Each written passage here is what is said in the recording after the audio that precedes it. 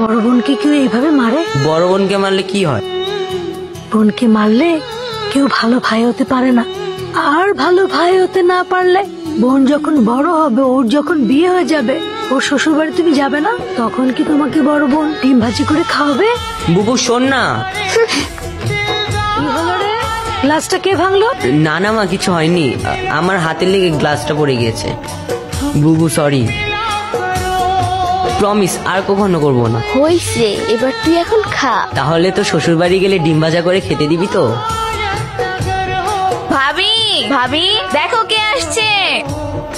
জান্নাত, এরা এরা আমার ভাই। তোমার বোন সারাদিন কতবার তোমার নাম নেয়, তুমি জানো না? মান্নাত এটা করতো, মান্নাত ওইটা করতো, মান্নাত এমন, মান্নাত তেমন, কত কথা যে কয়।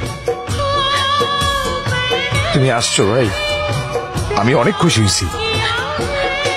যবে থেকে বিয়ে হয়েছে তোমার বোনরে কেউ দেখতে আসা তো দূরের কথা, ফোন দিয়ে একটা খবরও নেয় না। তুমি আসছো ভাই, আমি অনেক খুশি হয়েছি। এই জান্নাত, তোমার ভাই আসছে, বাজারেও একটা নিয়ে আসো। আজকে তুমি নিজের হাতে তোমার ভাইয়ের যত পছন্দের খাবার আছে সব রান্না করে খাওয়াবে, তাড়াতাড়ি নিয়ে আসো। না,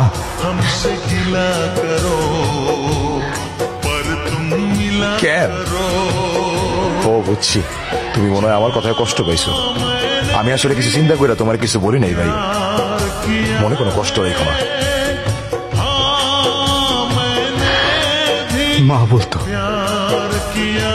ভালো ভাইরা নাকি বোনের শ্বশুর বাড়ি গেলে বোন ডিম ভাজি দিয়ে ভাত খেতে দেয়। আমি ঢাকা থেকে এই পর্যন্ত আসছি আমি শুধু আমার বোনের হাতে ডিম ভাজি দিয়ে ভাত খেতে। কি বাবু, তুই তোর ভাইকে ডিম ভাজা দিয়ে ভাত দিবি না?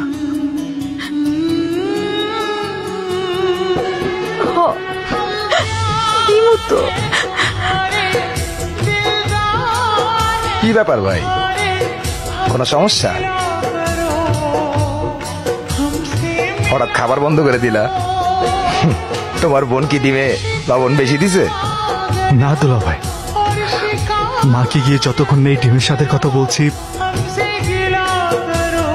ততক্ষণ মনকে শান্ত করতে পারছি না। ডিম মজা হয়েছে। মুরগিটার মনে হয় ডায়াবেটিক ছিল, ডিমটা কেমন মিষ্টি মিষ্টি লাগে। বিখ্যাত ডিমবাজি তো, এই জন্যই বুঝি। হায় আল্লাহ, আমি মনে হয় ডিমের মধ্যে ভুল করে লবণের পরিবর্তে চিনি দিয়ে ফেলছি।